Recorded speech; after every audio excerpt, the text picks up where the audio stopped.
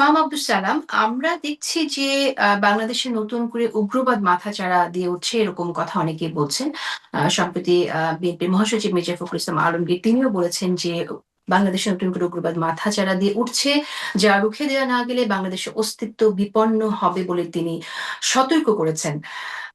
পাশাপাশি আরেকটি জিনিস আমি লক্ষ্য করছি, সেটা হচ্ছে বাংলাদেশের খেলাফত মজলিসের আমির, তাকে কোট করে আমি বলি, তিনি বলেছেন, মাওলানা মামুনুল হক বলেছেন, আমি মনে করি বিএনপির জন্য বাংলাদেশের রাজনীতিতে স্থায়িত্বের যে জায়গা, সেটা হলো তাকে ইসলামপন্থীদের সঙ্গে ইসলামপন্থীদের আনুকূল্য নিয়েই বিএনপিকে বাংলাদেশের রাজনীতিতে অবস্থান করতে হবে, অন্যথা হলে সেটা বিএনপির জন্য ঝুঁকিপূর্ণ হবে। আমি দুটো প্রশ্ন রাখতে চাই আপনার কাছে। একটি হচ্ছে যে উগ্রবাদ বাংলাদেশে যে নতুন করে উগ্রবাদ মাথাচাড়া দিয়ে দিচ্ছে বা ষড়যন্ত্রের কথা আমরা শুনছি, সেক্ষেত্রে আসলে কি করণীয়, বিএনপি কি করতে পারে বা কি করবে এই উগ্রবাদ ঠেকানোর জন্য? আরেকটি হচ্ছে যে ইসলামপন্থীদের আনুকূল্য নিয়ে বিএনপিকে রাজনীতি করতে হবে, এই মন্তব্যকে আপনি কিভাবে দেখছেন? এটা একটা খুবই জটিল প্রশ্ন। কারণ হচ্ছে গিয়ে যে দেখেন, একটা হচ্ছে মানে সেকেন্ড পার্টটা, যে বিএনপির কি আহ, মানে ইসলামপন্থীদের আনুকূল্যে ইলেকশন জিততে হবে। I don't know. এটা কারণ হচ্ছে যে নির্বাচনে কি হবে, মানে আপনি যদি if you go for the numbers, মানে এখন হুম, হুম, পর্যন্ত অ্যাভেলেবল নাম্বারস, সেই হুম, নাম্বারের প্রেক্ষাপটে মনে হয় যে বিএনপির সেই হেল্পটা লাগবে না। ওই নাম মানে ইসলামপন্থীদের হেল্প ছাড়াই সে সম্ভবত নির্বাচন জিততে পারবে। আমি সম্ভবত বলছি কারণ নির্বাচনের যে নাম্বার গুলো আমি দেখি, সেগুলোর মধ্যে বিভিন্ন ধরনের ফ্ল আছে। হুম, প্রত্যেকটা হুম, সার্ভে এক একটা ভিন্ন ভিন্ন কারণে ফ্লড। সেহেতু আমি নিশ্চিত না, কিন্তু আমার এতটুকু কনফিডেন্স আছে যে ইসলামপন্থীদের ভোট হয়তো এবার বিএনপির প্রয়োজন হবে না। However, there hmm, is a catch. সেটা হচ্ছে কি যে আমাদের যে সামনে দিন, এটার যে ভয়, সেটা হচ্ছে গিয়ে কিন্তু আমি আপনাকে আগেও বলেছি যে আমাদের সামনে যে চ্যালেঞ্জ, সেটা economic challenge. It's not a political challenge. এবং এই ইকোনমিক চ্যালেঞ্জে বিএনপি একা ইজ নট দ্য পার্টিসিপেন্ট। এটার মধ্যে আপনাকে ইসলামপন্থী বলেন, এনসিপি বলেন, জামায়াত ইসলামী বলেন, সবাইকে পার্টিসিপেট করতে হবে। কারণ এই হুম, যে চ্যালেঞ্জ, সেটা কোনো একটা যেই বিরোধী দলে আসুক, বিএনপি আসুক, জামাত আসুক, হুম, এনসিপি আসুক, আমি বারবার একটা কথা বলি, ওই আওয়ামী লীগের মাইন্ডসেট নিয়ে যদি আপনি বিরোধী দলে যান, Bangladesh would be a disaster.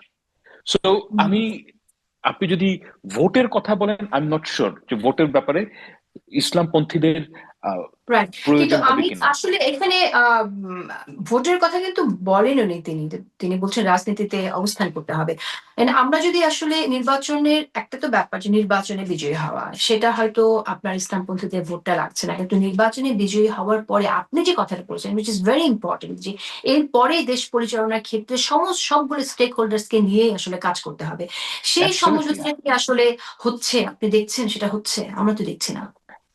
আমিও দেখছি না, কিন্তু কথা হচ্ছে যে আহ, ব্যাপারটা কি জানেন, যে লাইফে আপনার এমন কিছু জায়গা আছে যেখানে you have to hope and work for ইট।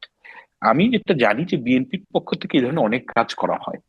বিএনপিতে আমি নিজের যতটুকু খবর বুঝি, তারা হুম, রিকনসিলিয়েশন করতে চায়, তারা সবাইকে নিয়েই কাজটা করতে চায়। সমস্যা হচ্ছে হুম, যে আপনি যখন খুব ফান্ডামেন্টাল বিষয়ে এক না হন, যেটা হুম, হুম। এনসিপি এবং জামায়াত ইসলামী, যে আমি ইলেকশনই চাই না, এখন how would you okay, deal with it? এখানে একটু আমি বলি, ইলেকশনে চাই না এটা কিন্তু বলেনি। আমি যেটুকু বুঝি যে এনসিপির দিক থেকে চাওয়া জুলাই না সনদের না, বারোই আইনি বারোই ভিত্তি। ফেব্রুয়ারিতে। ও, মানে ওকে। বারোই না, ফেব্রুয়ারিতে 12ই ফেব্রুয়ারিতে নির্বাচনের ক্ষেত্রেও কিন্তু এনসিপি এই কথাটা বারবার বলছে, 12ই ফেব্রুয়ারি না ডিসেম্বরও নির্বাচন হতে পারে, এবং আমার প্রোগ্রামে অনেকবার এই বিষয়ে আলোচনা হয়েছে এবং শুনেছি নির্বাচন হতে পারে, প্রোভাইডেড জুলাই সনদের আইনি ভিত্তি নিশ্চিত করা হলো। সেই জায়গা থেকে আপনি বলেন যে, আপনি বলছেন বিএনপি চেষ্টা করছে, বিএনপি কি তাহলে এই বিষয়টা বিবেচনা নিতে পারে কিনা জুলাই জুলাই সনদের সনদ, আইনি ভিত্তি নির্বাচনের আগে? আমি পার্সোনালি এটা বুঝি না যে আইনি ভিত্তিটা কি হবে। মানে জুলাই সনদ মানে, would it this become part of the সংবিধান অর হোয়াট? যদি সংবিধানের পার্ট হয়, এটা লাভটা কি হবে? মানে আমার অল্প বুদ্ধিতে আমি যেটা বুঝি, সেটা হচ্ছে কি যে স্টুডেন্টরা একটা জিনিস চান, সেটা হচ্ছে গিয়ে এক এক ধরনের অ্যাসুরেন্স, যে সাংবিধানিক অ্যাসুরেন্স যে ভবিষ্যতে যাতে আওয়ামী লীগ ব্যাক করতে না পারে, কিংবা আওয়ামী লীগ যদি ব্যাক করে তাদেরকে যাতে সর্ট অফ ইনডেমনিটি, যে তারা তাকে বিচার করতে না পারে, সেটার একটা প্রিটেক্সট তৈরি করার জন্য তারা মনে করছে যে মানে আমি আমাদের একটু অ্যাড একটা করতে চাই, সাংবিধানিক। মোহাম্মদ আফজাল সালাম, আমি একটু অ্যাড করতে চাই।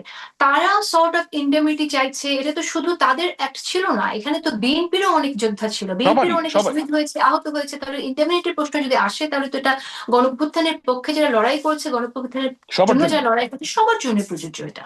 ইয়েস, কিন্তু প্রবলেমটা আমি যেটা দেখি সেটা হচ্ছে গিয়ে যে সাংবিধানিক গ্যারান্টি, এটা কোনো গ্যারান্টি না।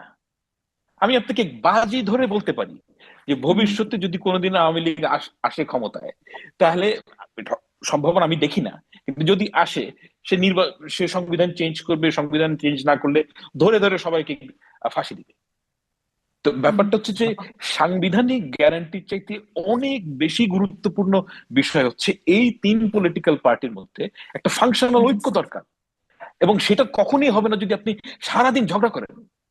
মানে এক্স্যাক্টলি। এই তিন পলিটিক্যাল পার্টি কিন্তু আমাদের যে আরেকটা প্রশ্ন গ্যারান্টি। আনতে চাই, সেটা হচ্ছে জাতীয় সনদের জন্য যে ক্লজ গুলোতে আমরা মোটামুটি এগ্রিমেন্ট দেখেছি, কিছু তো আছে নোট অফ ডিসেন্ট দেয়া, যেগুলোতে বিএনপি এগ্রি করছে না এখনই বাস্তবায়নের জন্য বা ভবিষ্যতে তারা ভেবে দেখবে। এর বাইরে যেগুলোতে এগ্রি করেছে, সেটাও বাস্তবায়নের জন্য যে সময়ের কথা বলা হচ্ছে যে আস্তে আস্তে করা হবে, এই বিষয়টা আবার ভাবতে পারে কিনা বিএনপি, আপনি কিভাবে দেখেন?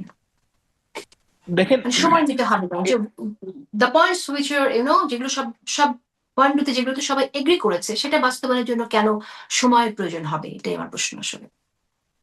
না, আমি সময়ের প্রয়োজন ব্যাপারটা হচ্ছে যে আপনার তো এই মুহূর্তে তো আপনি কিছুই করতে পারবেন না। আপনাকে তো একটা ইলেক্টেড গভর্নমেন্ট লাগবে। আপনি যেটাই বলেন এখন একটা প্রমিস পর্যায়ে আছে। আপনার তো সংবিধান এখন ডরমেন্ট অবস্থায় আছে। তা মানে আপনি যদি সংবিধান বিএনপি চেঞ্জ। বিএনপি তো অ্যাটলিস্ট এই কথাটা বলতে পারে যে নির্বাচিত সরকার গঠন হওয়ার সাথে সাথে ইমপ্লিমেন্ট করা হবে যেগুলো মিউচুয়ালি যেগুলো এগ্রিড পয়েন্টস। ওয়েল, এটা বিএনপি নিজের কথা, এটা এটা বিএনপি বলবে, তারেক সাহেব বলবে মানে এটা। আমরা আমরা কথা বেসিকলি বলছি, আপনি কি মনে করেন সেটা জানতে চাইছি আর কি, আমরা বুঝতে আমার মনে চাই। হয় বিএনপি এটা বলবে। আমার আমার হুম, আমার ধারণা যে বিএনপি এটা বলবে। কিন্তু ব্যাপারটা হচ্ছে যে ঐক্যমত্যে আগে পৌঁছতে হবে। কিছু কিছু ব্যাপারে, বেশিরভাগ ব্যাপারে ঐক্যমত্য হয়েছে, এটাও সত্যি কথা। আপনি যদি দেখেন যে ঐক্যমত্য হুম, কমিশনের যে সমস্ত প্রস্তাব, বেশিরভাগ ব্যাপারে কিন্তু ঐক্যমত্য হয়েছে। এখন কিছু কিছু ব্যাপারে এখনো পর্যন্ত ঐক্যমত্য হয়নি। এবং যেগুলো হয় নাই, আমি পার্সোনালি মনে করি যে হুম, আপনার সেটা জনগণকে বলা উচিত যে আমি ক্ষমতায় গেলে এই এই কাজ করব, তোমার যদি ভাল লাগে তুমি আমাকে ভোট দাও, আর যদি আমাকে ভালো না লাগে অন্য কাউকে ভোট দাও। যে যে পার্লামেন্টে যাবে তারই পার্লামেন্টারি সিস্টেমের মধ্যে পার্লামেন্টে বসে আপনাকে এই কনফ্লিক্ট গুলো রিজলভ করতে হবে। কিন্তু ব্যাপারটা হচ্ছে যে একটা জিনিস আমরা প্রত্যেকটা অ্যাক্টর ভুলে যাচ্ছে, যে আমাদের ঐক্যটা বেশি দরকার কম্পেয়ার টু এই সাংবিধানিক গ্যারান্টি। সাংবিধানিক গ্যারান্টি তো 1975-এ দেওয়া হয়েছিল, দেয়া ইন্ডেমনিটি। ছিল, হ্যাঁ। প্রত্যেককে হুম, ফাঁসিতে ঝোলানো হয়নি। একদম তাই। রাইট। ধন্যবাদ আপনাকে রেজাল্ট করিম রনি। সময় বেশি নেই, আমি আসলে আপনার কাছে একটু শুনতে চাই যে যে মন্তব্যটা আমরা শুনলাম যে উগ্রবাদ মাথাচাড়া দিয়ে উঠছে, এই বিষয়ে আপনি একটু বলবেন, এবং খেলাফতে মজলিসের আমিরের যে মন্তব্যটি, সেই বিষয়ে একটু শুনতে চাই যে বা বিএনপি কে আসলে ইসলামপন্থীদের আনুকূল্য নিয়ে রাজনীতি করতে হবে, এটা আপনি কিভাবে দেখেন? এখন আমরা আগে একটু ওই কালচারাল ফেস্টিভ্যালের একটু রেসপন্স করি। আমার আমাদের হাতে এখানে সময় আছে আমাদের এখানে খুব কম। সংস্কৃতি বলতে যে ধারণাটা তৈরি হয়েছে হলো বাঙালি জাতীয়তাবাদী সংস্কৃতি, এটা একটা ট্রাইবাল সংস্কৃতি। এখান থেকে আমাদের একটা সার্বিক জাতীয়তাবাদী ধারা ফিরতে হবে এবং একটা সমন্বিত, যেটা সংস্কৃতি মানে সালাদের গামলা সব থাকবে, টমেটো, গাজর, শশা সব থাকবে। শুধু শশা বা শুধু টমেটো থাকলে হবে না, মানে শুধু বাঙালি জাতীয়তাবাদী হইলে হবে না, এটা গেলো একটা। তো Yes. গণতান্ত্রিক দেশের জন্য গণতান্ত্রিক সংস্কৃতি আমাদের নির্মাণ করতে পারতে হবে। এইবার রাজনীতিকে যারা ধর্ম থেকে আলাদা করে, আশিস নন্দী একবার বলছিল, তারা না বুঝে রাজনীতি, না বুঝে ধর্ম। রাজনীতি একটা টোটালি ধর্মীয় বিষয়। কারণ হইলো রাজনীতি করার মধ্য দিয়ে আপনি যখন একটা দলকে ক্ষমতায় আনেন, সেই দলটা বিচার করার অধিকার লাভ করে, মানে কি অ্যাবসুলেট সভারেন্টি লাভ করে মানুষের জীবন নেওয়ার জন্য, মানে অপরাধী হলে ফাঁসিতে ঝুলাই দিতে পারে, যেটা এটা মানুষের কাজ না। এটা মানুষের জীবন নিয়ে নেওয়ার কাজ, যেহেতু মানুষ জীবন সৃষ্টি করতে পারে, এটা মানুষ করতে পারে না, পারে মাত্র অ্যাবসুলেট অথরিটি। ফলে অ্যাবসুলেট অথরিটি যখন তার ক্ষমতা প্রয়োগ করে, এটা একটা ডিভাইন অথরিটি, এটা ডিভাইন অ্যাক্ট। হয়তো মানুষ করতেছে, কিন্তু এটা মানুষের এখতিয়ার না, এটা আমি হয়তো করতেছি বা বিচারক করতেছে, মানুষ রূপী একটা লোক করতেছে, কিন্তু যে অথরিটিটা, যে ক্ষমতাটা, ওইটা ওই যে অ্যাবসোলিউট ক্ষমতা, এটা মানুষের ক্ষমতা না, মানে একটা জীবন নিয়ে নেওয়ার ক্ষমতা। ফলে অ্যাবসোলিউট পাওয়ার এখানে ডিভাইন ফাংশন করে। ফলে এটা অনেক লম্বা জটিল আলাপ, পলিটিক্যাল থিওলজির আলাপ, যাই হোক। ফলে রাজনীতির সাথে ধর্মের একটা সম্পর্ক আছে। এখন কথা হলো, ইসলাম একটা ফাউন্ডেশনাল আইডিওলজি। আমি মনে করি ইসলাম কোনোভাবেই একটা দলের বা ইসলামের এক ধরনের ব্যাখ্যা বা একটা পলিটিক্যাল ইসলাম কখনোই কারো ক্ষমতায় আসার রাজনৈতিক টুলস হিসাবে ব্যবহৃত হইতে পারে না, হওয়া উচিত না। কারণ ইসলামের একটা কমপ্লিট ধারণা আছে। ফলে আপনার ক্ষমতা আসার জন্য এটার একটা ব্যাখ্যা বা একটা ধারাকে ব্যবহার করবেন, আরেকটাকে ব্যবহার করবেন না। এইভাবে ইসলামের কাজ, এইভাবে ইসলাম ফাংশন করে। ইসলাম নিজে একটা কমপ্লিট জীবন, সিভিলাইজেশন, এটা একটা সিভিলাইজেশন প্রস্তাব করে। সো ফলে ইসলামী এখন আমাদের এখানে মুসলমানদের দেশে আপনার কিছু প্রিন্সিপাল লাগবে আমাদের। এই জন্য আমরা বলতেছি আগামী দিনে রাষ্ট্রটা কি হবে, রাষ্ট্রটা হবে একটা মূল্যবোধ ভিত্তিক, একটা ভ্যালু বেসড রাষ্ট্র। এবং ভ্যালুজ মানুষ ক্রিয়েট করে না, ভ্যালুজ অলওয়েজ ডিভাইন। ফলে এখানে অনেক ভ্যালুজ ডেফিনেটলি ইসলামের ভিতর থেকে বের হয়ে আসবে, কিন্তু এটা কোন একটা থিওলজিক্যাল স্টেট হচ্ছে না। থিওলজিক্যাল স্টেট দুনিয়াতে এখন এখানে সম্ভব না। এই জিও পলিটিক্যাল অবস্থা, এটা আমাদের বুঝতে হবে। ইসলামী রাজনীতি যারা করেন তাদেরও বুঝতে হবে। ফলে আমাদের একটা মধ্যপন্থা ডেমোক্রেটিক ধারা রাখবে, যে ধারা অবশ্যই ইসলামী মূল্যবোধকে আপহোল্ড করে আপনার এখানে প্রতিষ্ঠিত, এবং যেটা বিএনপি করে। বিএনপি ওলামাদের সাথে, আলেমদের সাথে তাদের অনেক আগের থেকে ভালো সম্পর্ক, এটা তো নতুন না। হেফাজতের মুফতি আমিন সাহেব এখানে বিএনপির সাথে ছিলেন না, ক্ষমতায় ছিলেন না, সংসদে। শেষ করে দিতে হবে মূল কথা আপনি যেটা এখানে বলছেন। আমাদের যেটা দেখতে হবে সেটা হলো আমাদের যার যার ক্ষুদ্র দলীয় স্বার্থগত জায়গার বাইরে এসে বাংলাদেশকে এই মুহূর্তে প্রোটেক্ট করাটা সবচেয়ে জরুরি। এবং প্রোটেক্ট করার জন্য মধ্যপন্থাকে একটা মূল ধারা আকারে প্রতিষ্ঠিত করতে হবে। এই জন্য আপনাদের ইডিওলজিক্যাল ঝগড়াটা আপনারা যার যার দলে, সমাজে রাখেন, সামাজিক স্তরে রাখেন। রাষ্ট্রটা নাগরিক ভিত্তিক